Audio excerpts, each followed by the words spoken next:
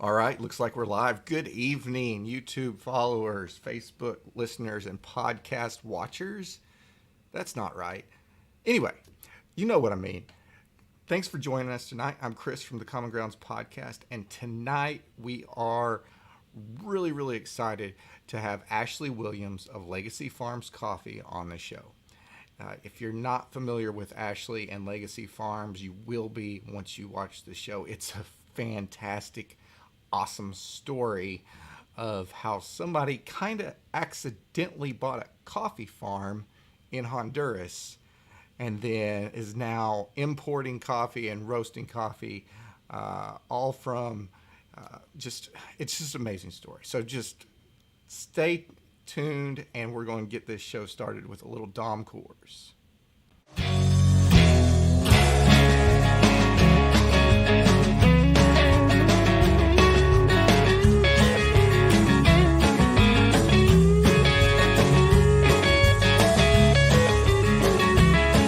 So say goodnight and wish me well.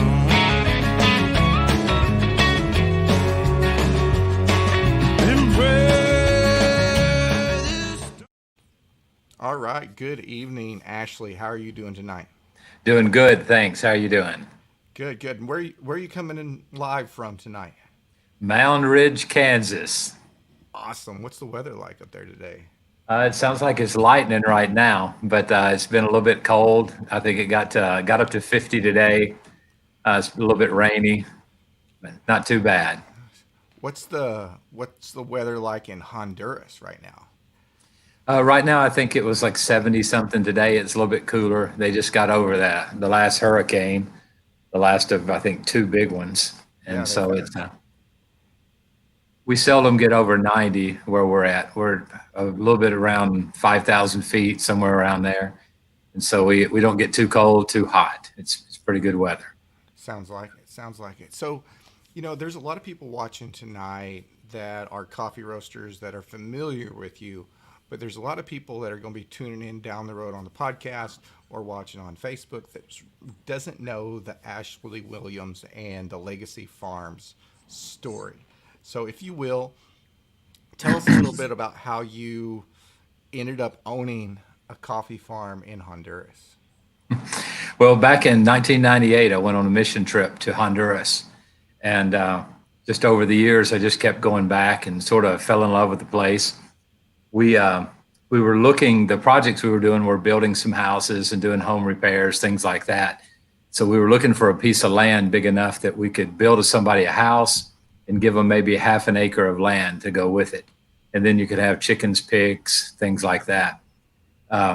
After we bought the land, I went out to look at it. It had this red and yellow fruit on it. It looked sort of like a grape, some kind of fruit like that. And then they tried to convince me that it was coffee. And I'm like, I'm no idiot. This is coffee right here. And just I shamefully admit I didn't drink a lot of coffee back then. The drugs, not the drugstore, the gas station coffee. I was an aficionado on that.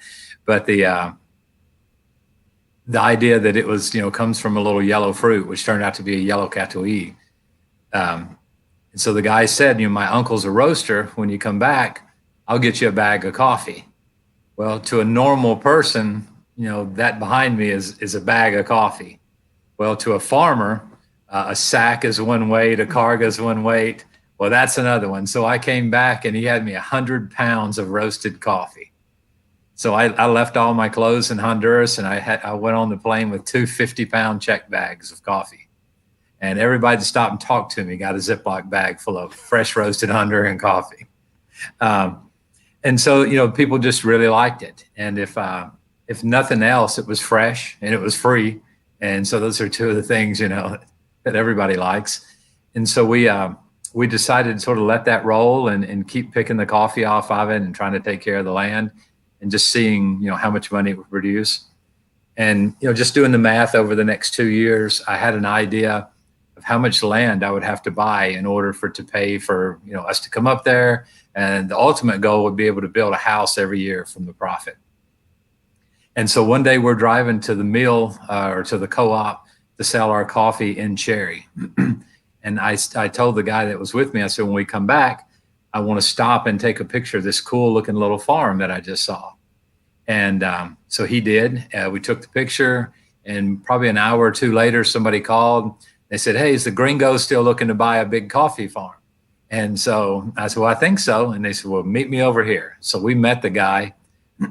He took us to the exact same coffee farm that we just stopped and took a picture of.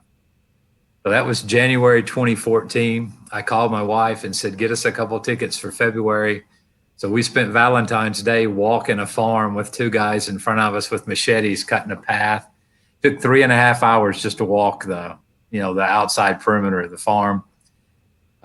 March, we bought the farm, and then I spent a couple weeks in the States, a couple weeks in Honduras. In July, moved the whole family to Honduras. The idea was to move down there for 18 months. That was going to cover 2 planting seasons.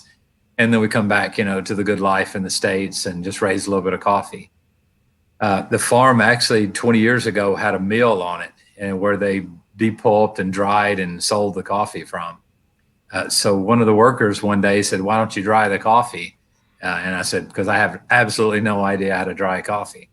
And so they took me to a store, and we spent $1,700 and bought this tiny little depulper, and I fixed up a frame for it and put a motor on it, and we were processing 1,000 pounds an hour. We dried the coffee, got it cupped. It cupped to like 83 or 84, somewhere in there. And so the next year we bought another machine just like it. And so we were doing a ton of coffee an hour, throwing it out on the patio. And then we jumped into a little bit of natural, which that was a colossal failure. Yeah, that you can ruin every bit of your coffee if you try to do that. And then we got into the red honey process, and we just sort of hit it. And so the red honey worked really well. And so that's been our key coffee for the last few years. And we just sort of focused on that, and then figuring out better ways to ferment and wash the coffee. So this year we got some 85.5s, some 86s, just on regular washed coffee. And so, that's great in my mind. I'm going back. I'm going to stop you right there, and I'm going to back you up because it's a question All right. that I've had for a while. When you got the original coffee farm, and then when you expanded to how big is the second farm? The first farm's 5 acres. The second farm's about 55 acres. Okay, so 10 times the size of the first one. Okay. All total, we have about 90,000 coffee plants. Okay. What was it, more commodity grade coffee before you bought it and started really focusing on it? And what was your decision-making process into the shift into specialty coffee? Just looking at the numbers, the farm that we bought before, the first one was in production. I don't really know where he was selling the coffee, but most of the time, little farms like that just drag it out to the road. The big farmers are running their coffee to the mill, so they just stop on the side of the road, weigh it, and buy it right there on the spot. The bigger farm had like 5 acres that was planted. And so we started just clearing everything. And so the neighbors had a field day because coffee is such a hard wood. It burns great in their little adobe stoves. And so there was just a stream of women 8, 10, 12 hours a day walking out with 50, 60 pounds of stalks, from the trunks off the coffee plants. And so they were just stockpiling. All of our neighbors had just piles of coffee trees. So we got the place cleared. And I mean, some of those trunks were massive. They were 30, 40-year-old plants. They weren't producing anymore, but they were still alive and growing. So we cleared it, and we just started planting some basic coffee plants. The second year, I did a lot more research. And then we got into the Bourbons, the Catuis. Then we ended up going with Icatu, Perinema. This coming year, 2021, we're going to have a Marsellesa, which is a really nice plant. We planted Marojipe, which I absolutely love. And out of 3,000 that we planted, I have about 50 of them that we transplanted behind the house. Everything else we just cut down. We just kept fooling with it year after year, and just wasn't gonna work for where we were. We cut it down and planted the Marsellesa, and it just grew like a weed. And so We cupped it this year, and it cupped an 83, which is pretty good for your first year production. It's not even a 2-year-old plant. So 3,000 plants, I got 12 pounds of green coffee off of. So, there were girls were out there. They just rolled their eyes when I told them that we're going to go pick that field today. And so we put 6 girls out there, and they're like picking one cherry and walk 20 trees, and they find another one. I wanted to see what it was, and we grew it. So I'm going to drink it, and we wanted to get it cupped and sort of see where we were. For example, the first year we cupped our Bourbon when it was 2 years old, it cupped an 82. The last year we got an 89 on it. And so when the plant matures, it's going to produce better coffee. And so this year we didn't have a lot of promise. We had just horrible climate, and the Bourbon cupped an 87.5. So it was down from an 89 last year to 87.5. I cup all I can. I can tell if a coffee's good or pretty good, but as far as giving it, when they cut my Bourbon, one guy gave it an 89.25, and so, and I've gotten coffee. One of them is like an 87.05. And so they get really specific on, some of their scorings, and I don't understand some of it, but, we try to get everything. We have so many lots, so we pick out the biggest lots and get those cupped. So some of the coffee hasn't been cupped, and we have the local, places where we can sell just basic coffee, and I drink it and it tastes pretty good, and there's nothing wrong with it. And so, I know it's about an 83, 84, so I feel comfortable in selling it. But I don't know that I'll ever be a Q grader. I think that might be beyond my capabilities. That's a tough one. That's something that I've got on my radar to eventually do with what it kind of goes along with the neighborhood of where I'm at. But it's definitely going to be interesting. Definitely interesting to explore that as it comes up. When you're looking at that, so I find this whole thing fascinating because the foresight when you first got it, 6 years ago, so that your learning process for those first 2 years is just now really coming to a head, because when you started adjusting plants 3 or 4 years ago, now you're getting your first crops off of them, right? Right. And so you're just thrown into this world of coffee, and now you're having to make a plan for what's going to be produced in 4.5, 5 years later. Right. And we've already got the 12-year plan worked out for, that's Jonathan. That's his problem. In 12 years, I'm going to be drinking coffee. I'm not going to be growing it, hopefully. But so tell everybody who's watching who Jonathan is, and is he still Jonathan? I got the idea from Troy at TNT Coffee. He saw Jonathan's farm and the farm logo, and he wanted one of the aprons. Jonathan is my son, and traditionally in Honduras, if you have a venture or something, you name it after your firstborn son. And so we called the first farm. His name is Jonathan. And finca means farm in Spanish, so they call it Jonathan is Juancito, means sort of like Little John. So we named the first farm Finca Juancito. And about the age of 12, he started getting more into, well, why do we do this? Why do we do that? And I said, well, this is why we do this. And he just sort of got into it. And he's all about the money. He likes figuring, how much we're doing this and how much. And so, last year he made the decision to replant a section of the farm in Parinema. The Parinema just went wild on his farm. Sometimes you just get the right soil, the right climate, and everything. In less than 2 years, or right at 2 years, September 2018, we planted his farm. He's got 5 foot tall plants on it. And then he had the idea, we're going to, instead of bigger fertilizings, we're going to do more smaller ones.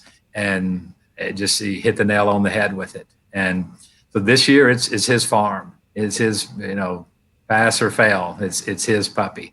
And so he's roasting his own coffee. But we came up, he's got his own bag, which is that logo. We may or may not rob that logo from George Lucas and Star Wars, but we won't say anything at this point. yeah, nobody's watching, right? Yeah. But so, it was just exciting. Your son starts showing an interest in it. Now my son, Eli, he's going to be the marketing guy. He's all about figuring out how we can show people this, tell people this, how we can sell more coffee. But I think they both love the farm.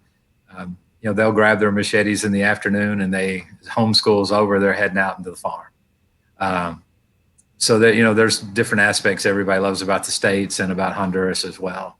But, so I hope that, he enjoys the farm and does something well with it. And we're going to start working on a blend for his coffee. So he'll have one main coffee and then he'll have a blend with some of our coffees. So once it's in production, he'll have a tiny crop of Catuí, and then he's got his main crop is Lempira, and then now he's coming up with the Perianema. And then we'll take some of those good seeds this year and we'll start replanting Perianema. And probably he'll go all Perianema because it's a really nice coffee. So when you're looking at that, when you're looking at the processing method, so let me stop where I was. So now you're producing how many pounds of coffee off of your farm?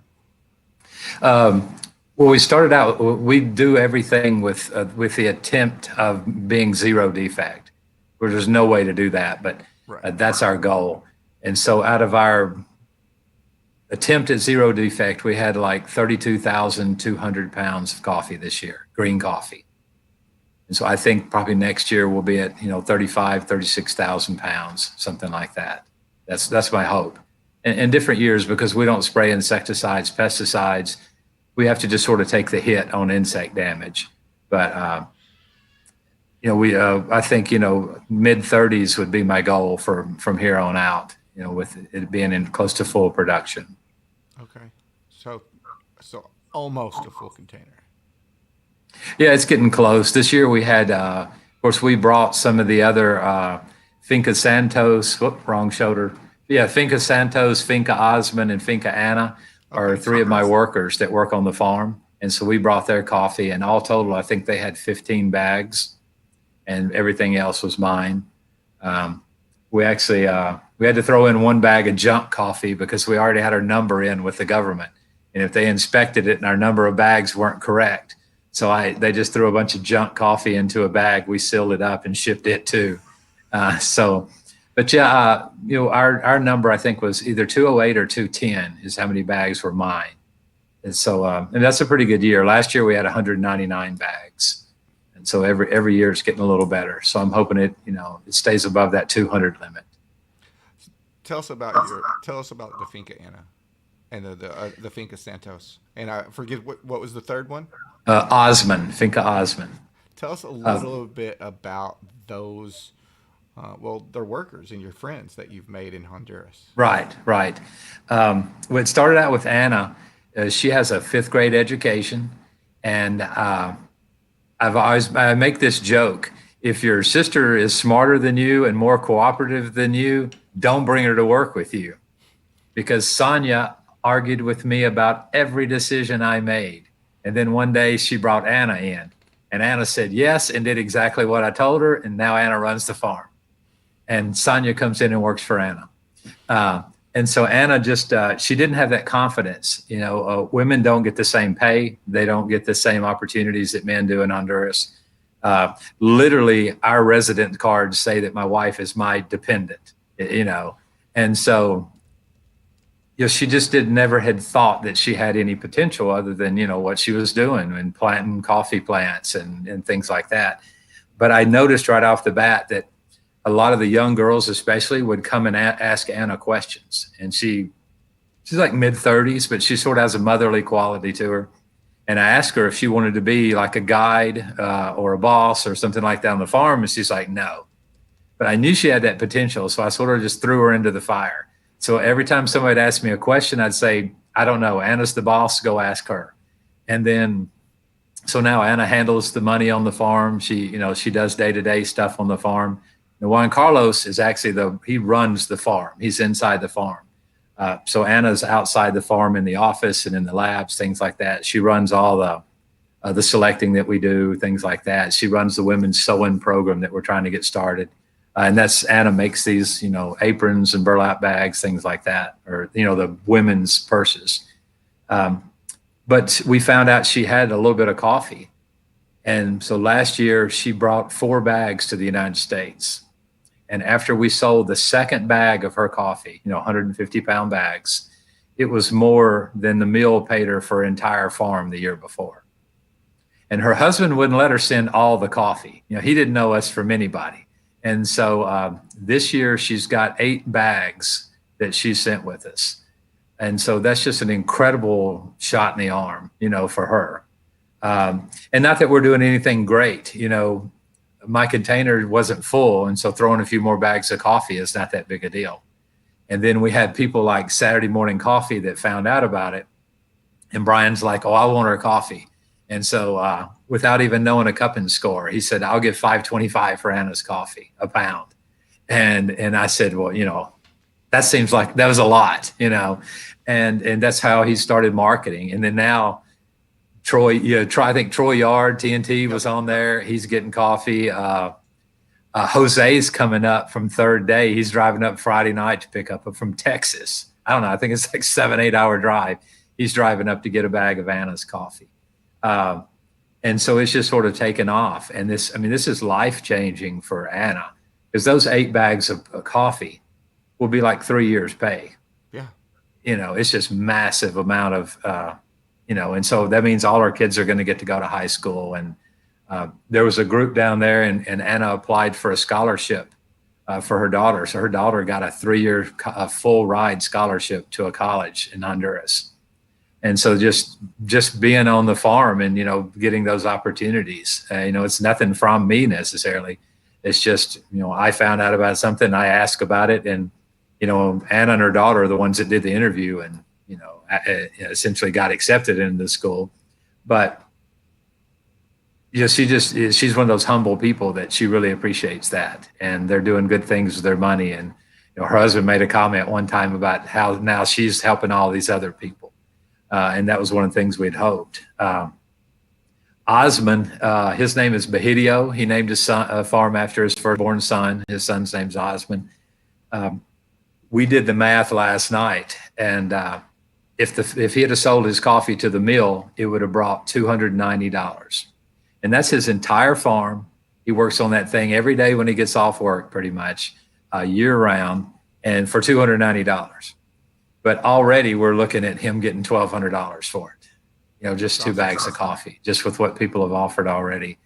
Santos came to work for us, and he had a farm that was 50 meters by 50 meters. And this is a guy that walks to work an hour and 45 minutes each way every day. And parts of it are uphill both ways, and this is a nice guy. He's been with us since the beginning. He's been with us for 6 years. And so we were able to help him get a loan for 2 more farms. And so one farm is full Ika2, one of them is full Perinema, the other one is Lempira. And so this year he sent 2 bags of coffee. And so he had some debt with the mill.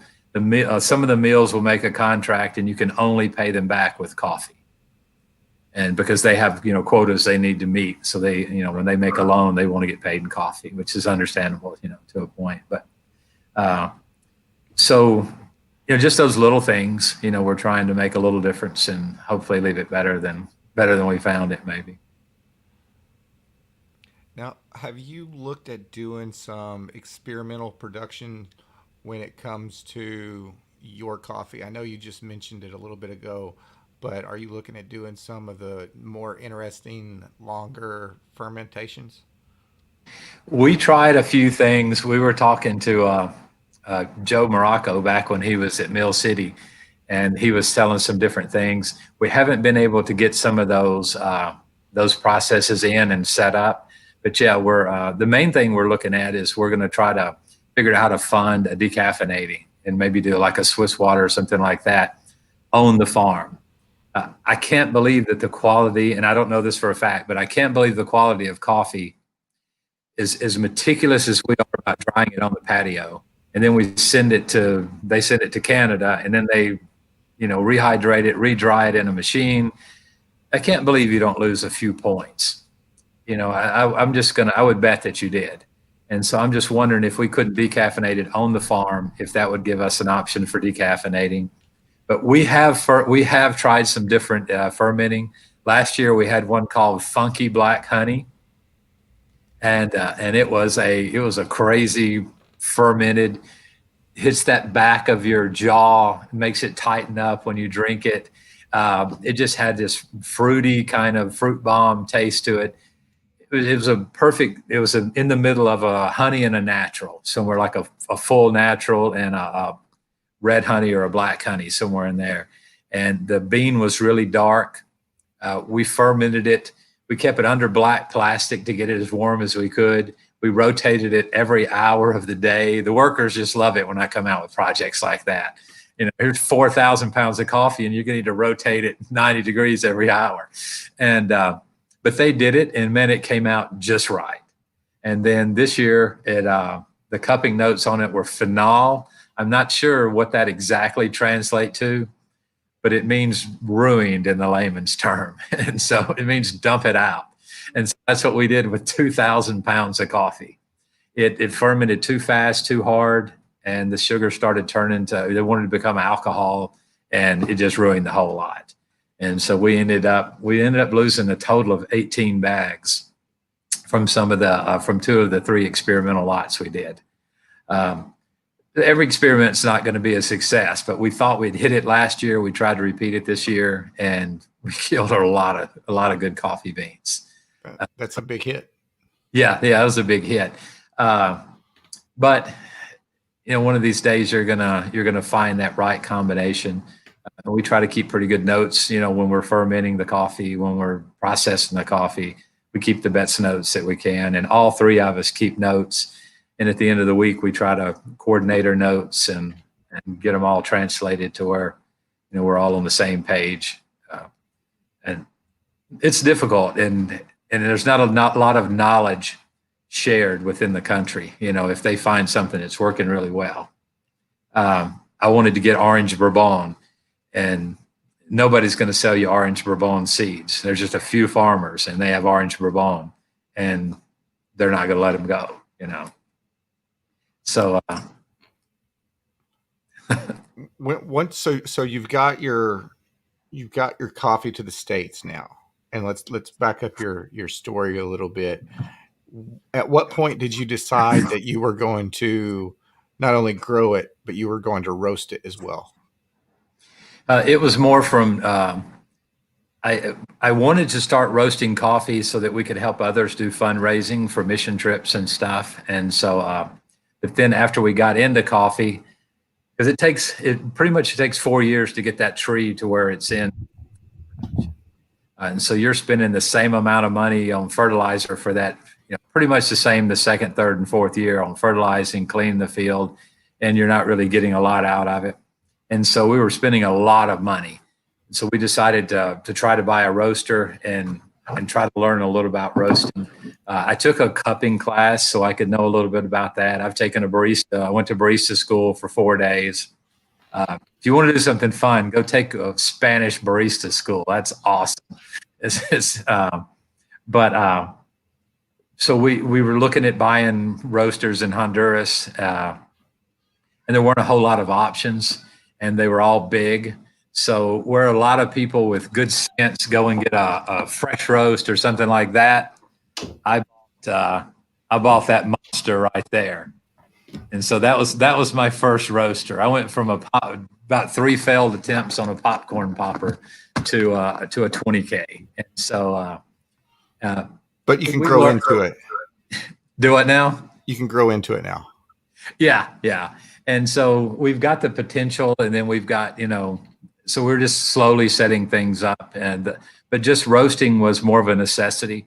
We knew that if we wanted the farm to be successful, because just round numbers, if you're looking at, you want to have quality, so you're going to spend more time with the coffee. You're going to do more organics.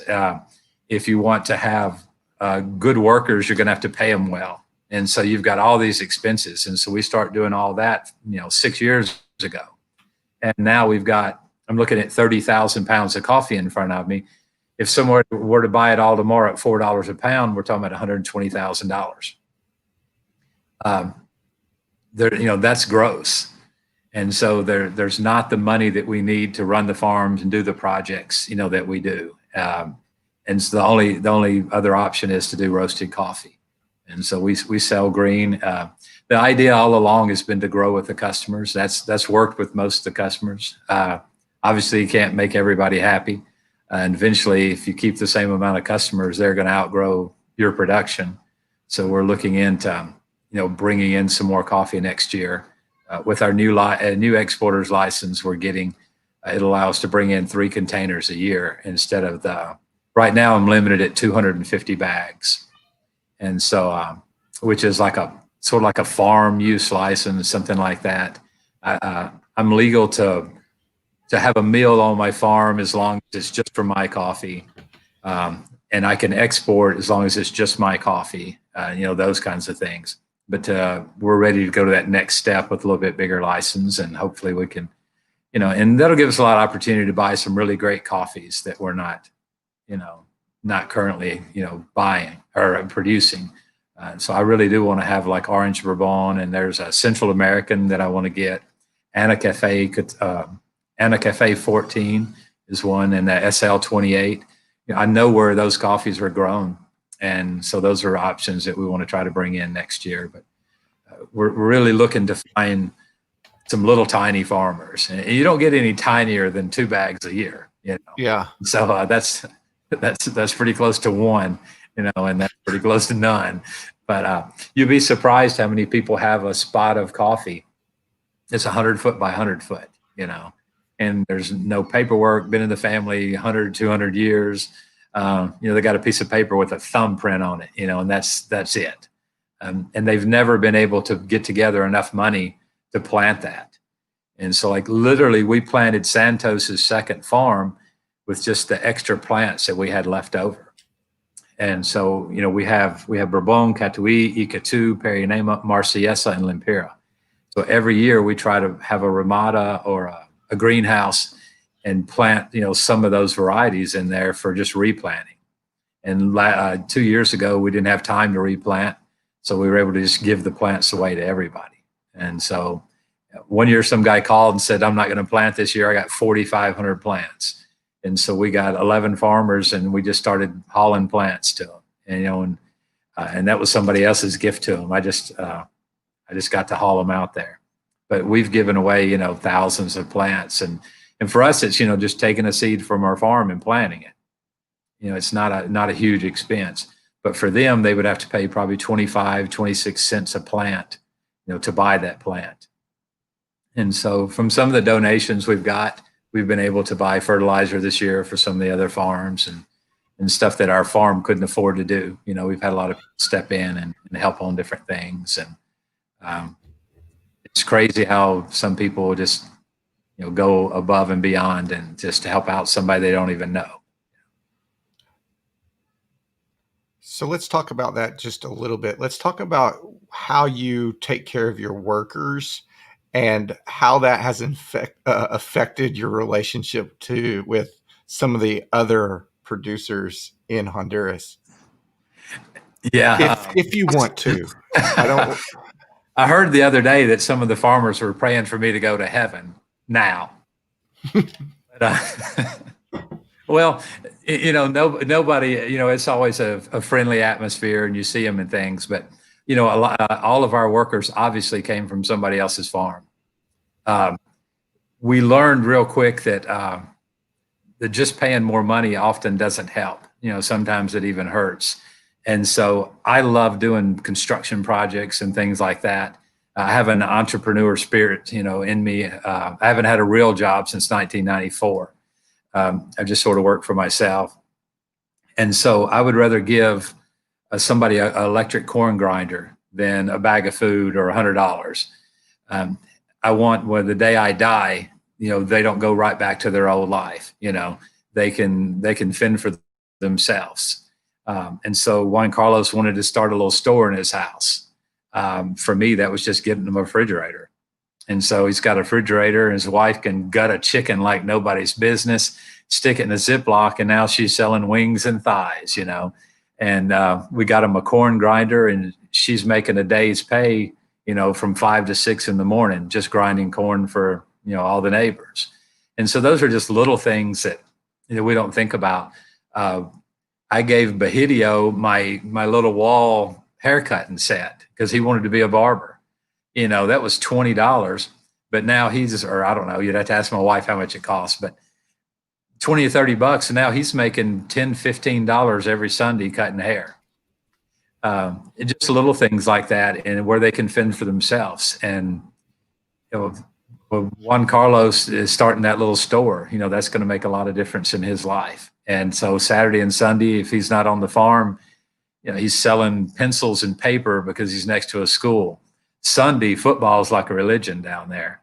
So Sunday, he's selling cups of Pepsi. So he'll buy 10, 15, 3-liter bottles of Pepsi and selling it by the plastic cup. I like seeing people that you can give them something. And it sort of started from you give a man a fish, he'll eat for the day kind of thing. But teaching a man to fish is great. But if he doesn't have a fishing rod, doesn't know where to buy his fishing license, then that's not going to do him any good. So just being able to give him to do for himself. And a lot of those things weren't mine. Julia sent me an email or something one day and said, this guy that we never even met, his brother buys coffee from us, dropped off a check for $1,500. And so, what are we going to do with it? So we built Bahidio a bathroom and a shower and a little room, and then got him a corn grinder.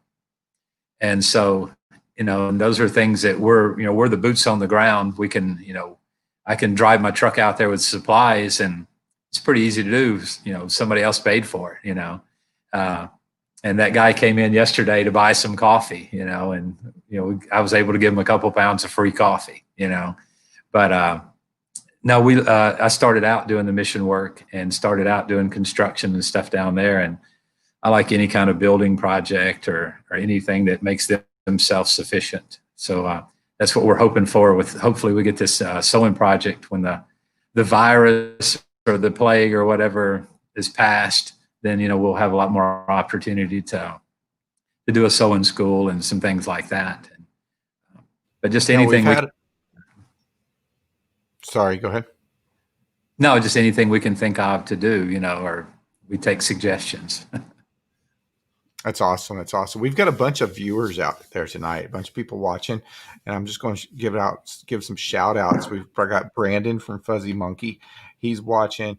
We've got Jeff Mason, I think Trench Coffee Company out of Las Vegas. He's watching. Ranger Dan's in the house. We've got a couple other people watching that haven't spoke up, but the reason I'm bringing this up is because Ranger Dan, I'm going to pull his comment up here. He says he takes care of the small little roasters too. He has helped my business go from 25 pounds a month to just took shipment of 10 full bags. I couldn't do that without Legacy Farms, and he didn't know me from Adam. So that's from Dan saying that. Yeah, that's Ranger Dan, Coffin Coffee Company. He sent me some roasted coffee here a couple months ago. I took it back to Honduras with me and drank it with the ladies on the farm.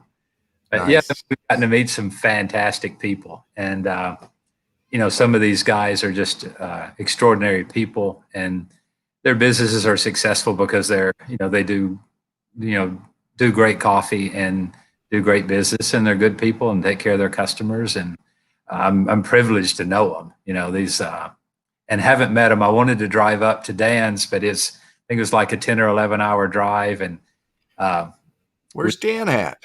he's in Indiana. Okay.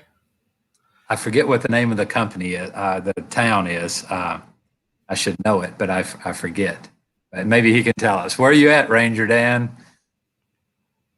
He'll be about 30 seconds from the response. Oh, okay. We've got a little bit of a lag on YouTube and Facebook from what's live to what's actually what they actually hear.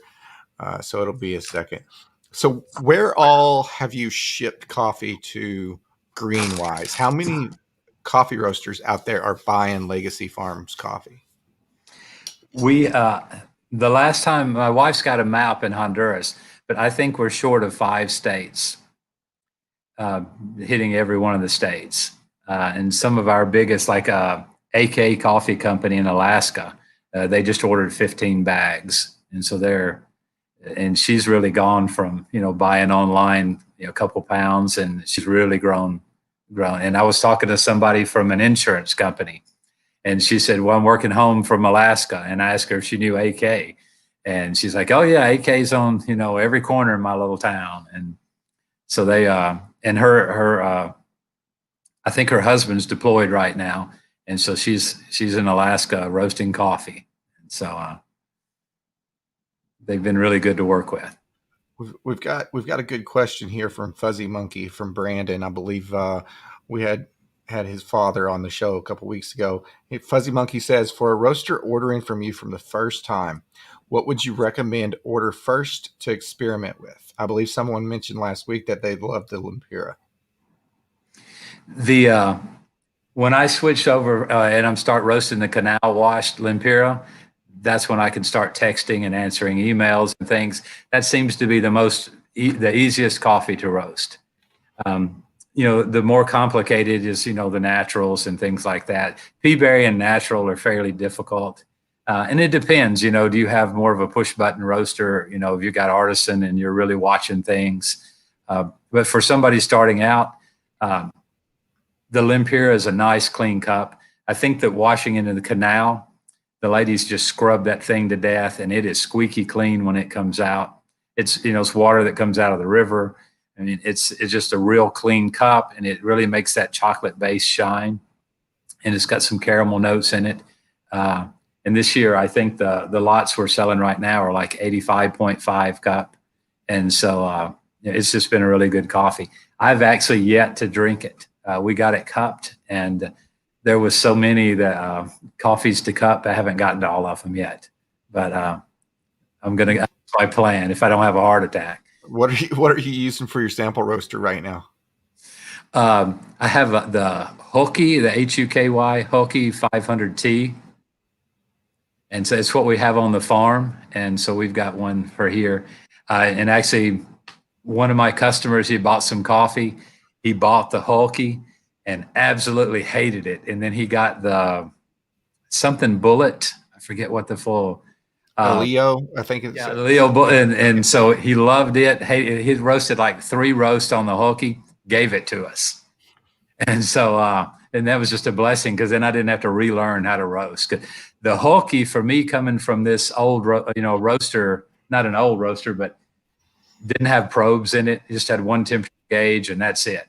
No air control, nothing. We had to add all that stuff. And then I moved up to the Huky 500 sample roaster, that I have to learn air control and heat control and all these things. The purity of propane in Honduras is pretty low and low quality. We had 5 burners on the machine when we were in Honduras, and we were doing like 20-minute roast, which is, pretty long.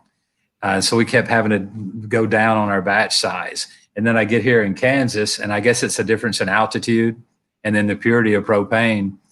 We've got 3 burners running, and you're pretty much clockwork 12 minutes at 25 pound of coffee. So I was sure wasn't looking forward to learning how to use another machine. So it was definitely a blessing getting that machine donated to us, and just sort of know how to do everything on it. And I can use some of the same profiles, but again, this little machine responds faster and does things a lot different than the one does in Honduras. That's fantastic that you're able to do that. Your story about bringing that machine over is a whole that's a whole nother episode. Oh man, that was a mess. And we finally got it. The worst thing they did was lose the parts box. So if you're walking around the machine, there's blue screws, yellow screws, white screws, and it's whatever I could find from the father-in-law's barn. We were trying to get a screw in there to hold the panel on. But they dropped it off the dock. A customer came in the other day, and he said, I just really love it when somebody can take a really old, like a antique piece of machinery and put it to use. A tear comes down. I'm like, well, it's just 4 years old, That's awesome. but we named her Helen because my wife's grandmother. She was a tough old gal, and so we plugged her in, and it started roasting, and so it's been a good machine. I've enjoyed it, and then once one of my customers came in, and I think it's Richard helped me. I'm drawing a blank. I'll think of the name of the company. I don't know what's wrong with me, but he's Free Space.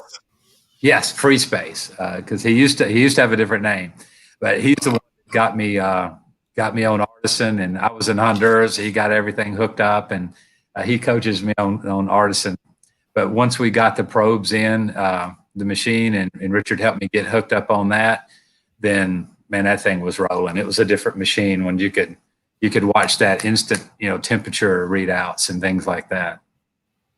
So what's on the horizon? We've got about 14 minutes left in the show, and I know you've got some big plans. So talk a little bit about what you're doing to bring these other coffees to the States next year. Talk us a little bit about that process of getting that exporter's license and getting other people to now be bringing their coffee in through you.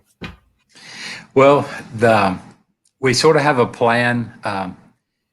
Like with Anna, we built her a solar dryer, which is like a glorified greenhouse where the weather's not perfect, she can dry it in that greenhouse. We like doing that on raised beds. So once that coffee hits the ground, if they're drying on nylon or concrete, it's just not as clean. You get little bits of concrete. That's where you get rocks and nails and all those things from.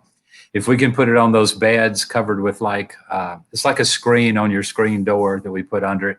And so we've got a cleaner coffee. And so Anna's husband was able to buy her a depulper that takes the cherry off. We got one of our old greenhouses, our first experimental greenhouse that we built. We took it down and put it back up at Anna's house. So she's pretty self-sufficient. She has to use my dehuller, but this year she did everything herself. And so the goal is this year we'll buy Santos and Bajío their own depulper. And then we'll build them a little greenhouse where they can dry their own coffee and make them self-sufficient. The Lopez brothers that work for us, combined, they got at least a dozen kids. And, and they've got, their kids help them, pick the coffee, but they have little farms. We were able to donate some plants to them. And same thing with fertilizer. We got a donation to buy fertilizer. And so they're able to fertilize those fields, and they've got some good Paranema they'll be planting, or they've already planted. So next year they'll have their coffee with us. We would like to start up some kind of an auction or something where, they could auction it, but what we did at some point is more than what we'll be able to afford to sustain, to pay for ourselves. So last year we paid for everything for Anna. The first year we'll pay for everything. The next year, obviously they can take care of their own coffee, so they don't even have to bring it to our farm. And so they're handling more of a sweat equity kind of thing. And then just the raw cost of what it would cost per pound, for the container ride over. Getting it into the States, there's not a lot of heavy taxing or anything like that on the coffee. And just finding them customers. But so far that hadn't been a big problem. Anna's coffee sold so fast, it's not even funny.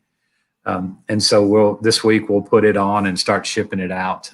We haven't shipped it out already just because the first few days were overwhelming, and we do a lot of 6-pound orders, 12-pound orders.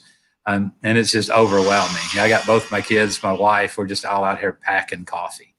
But the goal would be to have, there's quite a few people that work for us that have little micro farms. And the goal would be to fill that container, with everybody's coffee. And then, the ultimate goal would be one day to roast their coffee and to be able to sell their coffee roasted. And then, they're talking an incredible amount of money, if we could do something like that. Right. But it's, that's probably a 5 or 10 year goal, something like that.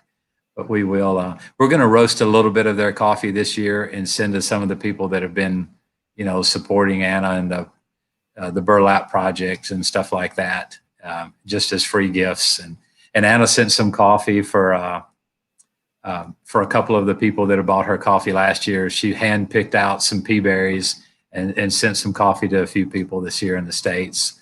But the goal would be to, have as many of these little guys help me fill my container. I don't think we'll ever have enough coffee to fill the full container. And so once you get above about 200 bags of coffee, you've pretty much done the container anyway. And Yeah. so we're hoping to buy our own container next year, so we're not having to rent one all the time. So, and to get more people to come down to the farm, last year, Saturday morning coffee, Brian and his brother Ben came out. I spent a little more of a week and roasted coffee. They were in the lab roasting coffee every night, and then they picked coffee, dried coffee, ran all the machines. It's a pretty cool experience. Yeah. We invite anybody that wants to come out and meet the people and things like that to come stay on the farm. We've got a little room there. We call it the crappy apartment with the amazing view, and all the coffee you can drink, and some amazing food too. I bet one of these days I'm going to get down there once all this gets all cleared up and the travel restrictions ease a little bit. Yeah. We've got a question from Emily. Emily makes coffee on YouTube. She says, maybe I missed it, but if you haven't done, hold on, let me pull up the comment here. But if you haven't done a hurricane update, can you tell us how y'all are doing down in Honduras and how your area specifically is doing? And mention where in Honduras your farm is located, please. Okay.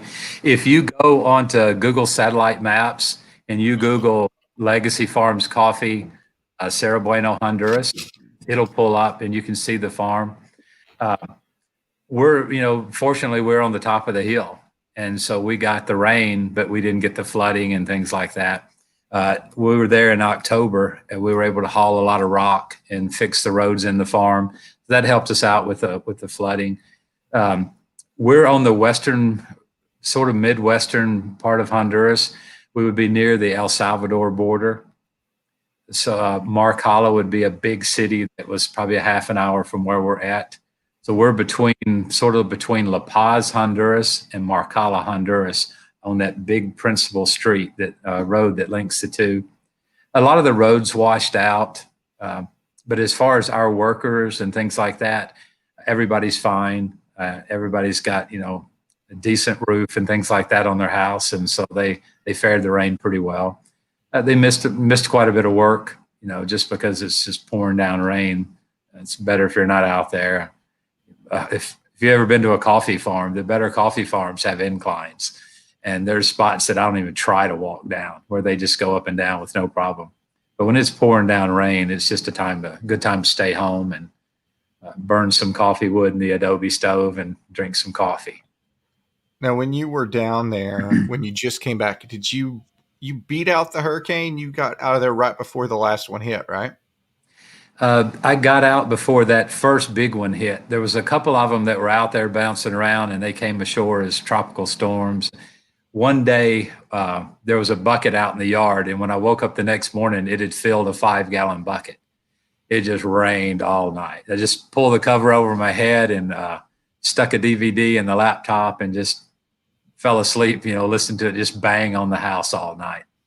But we got a lot of rain, but we haven't had any damage or anything like that I know of. And none of the roofs blew off or anything bad like that. So everybody fended pretty well. So the last thing that we're going to talk about tonight, and you've kind of covered a little bit.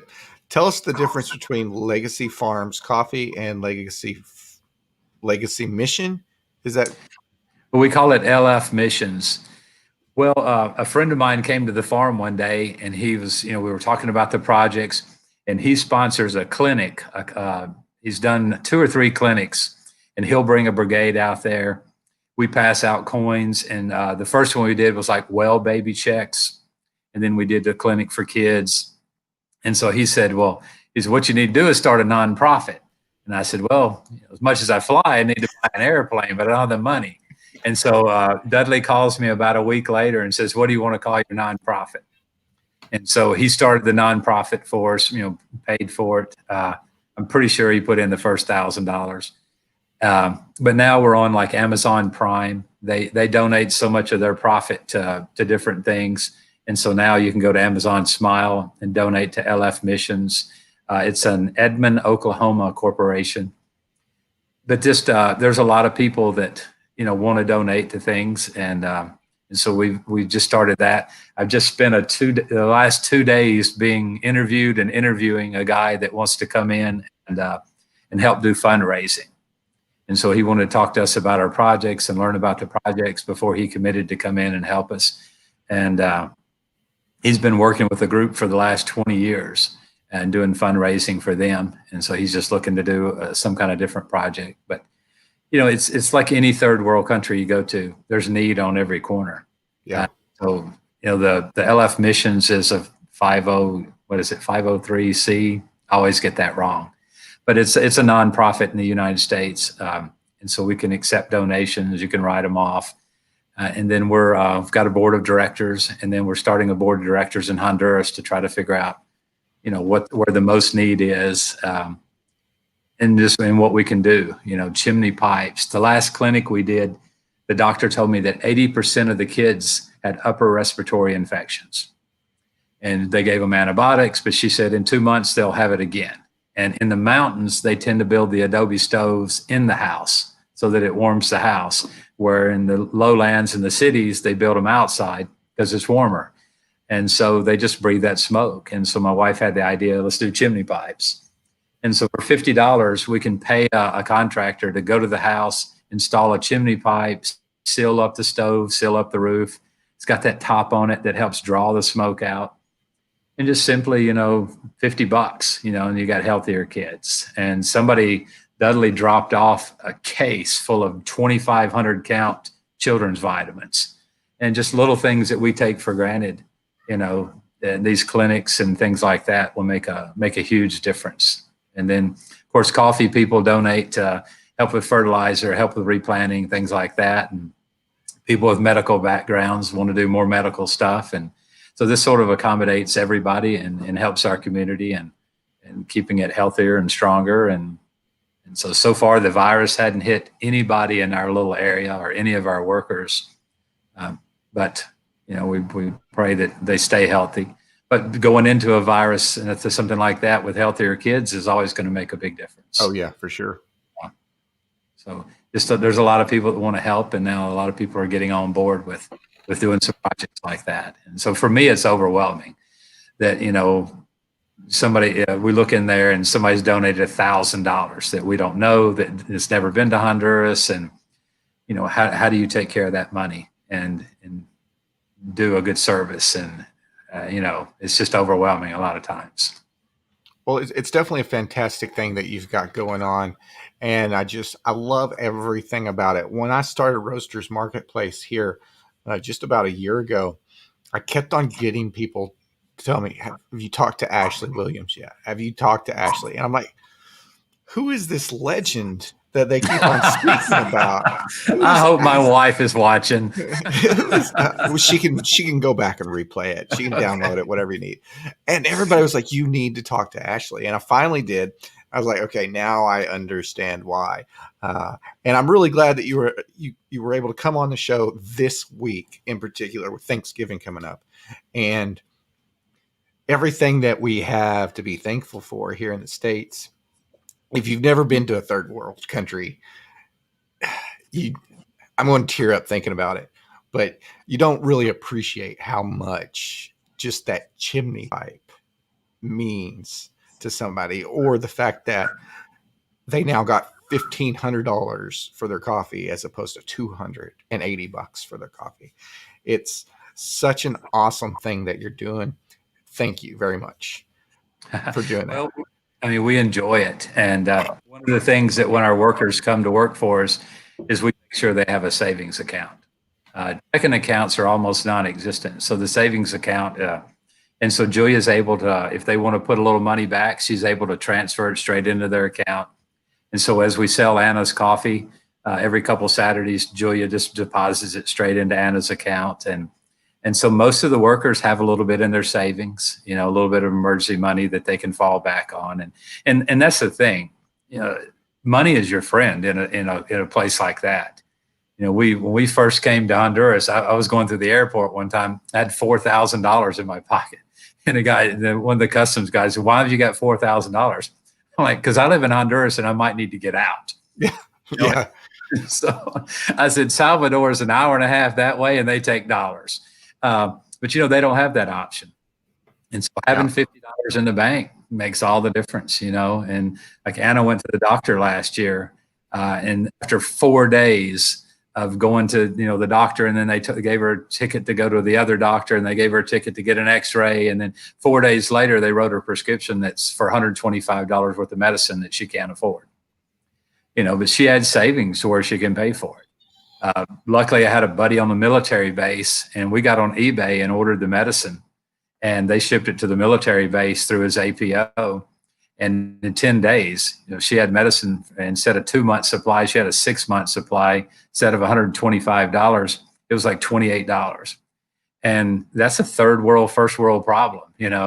That we don't think about that. You go to Walmart, you go to Walgreens. I'm not trying to advertise, but that's, you hit one of those two places, you can get any medicine you want. And have you ever gone to Walgreens or wherever you get your meds and they say, "Oh, we don't have that, maybe come back in January"? No. Take those things for granted. And when you got a little bit of money, you can go to a better doctor. And you'll get seen today versus, come back tomorrow. Yeah. Yeah. So tell everybody, let me mute you right quick. So tell everybody where they can find Legacy Farms Coffee. We're legacyfarmscoffee.com, and that's for roasted, that's for green. We have the burlap sacks and things like that the women make purses out of, and aprons like Troy Yard's got one of these aprons. You don't have to score me one of those. Yeah, I think we got one. We got one for you that's camo. Oh, nice! I like that. Yeah, I like that. But you can go there, and then my number's on the website. You can call us. Answer the phone about 18 hours out of the day. So I get up at 6, out here by 6. But yeah, we can call us anytime as long as I'm not in Honduras, But we, from now on, we're there about half the year, and we're here about half the year. So roasted green, we're selling the coffee cherry tea. Some people call it té cascarilla or cascara tea. But no, just anything, anything we can think of to help the community that can grow our company, any of those things, we'll give it a try. Well, I really appreciate you coming on the show tonight, Ashley. Don't go anywhere. I'm going to drop you down in the green room and talk to you for a few more minutes here. But it sounds like everybody here is having a good night as well. The wife and the girls are having a heck of a time, it sounds like, in the playroom. So I'll talk to you in just a second. Don't go anywhere. All right. Thanks for having me on. Yeah, definitely. Thanks for coming on. All right, everybody. Thanks for listening tonight. Sorry we had some audio issues here when we first started. Everybody is okay. I can kind of hear everybody in the background right now. But once again, thanks for tuning in. We had a really good group out there, really good questions, a lot of responses. We hope all your questions were answered. Once again, you can find them at legacyfarms.com. You can also find them on the Roasters Marketplace, our show sponsor, and you can find them on social media as well as us. So if you haven't already done so, go ahead, give us a like, give us a follow, subscribe to our YouTube channel, hit the bell so you know when we go live. And if you're listening to a podcast later on down the future, we really, really appreciate it. Thank you very much for tuning in. Ranger Dan, thanks for tuning in as well. Y'all have a great night, and we're going to roll out with my friend Dom Coors. Cheers.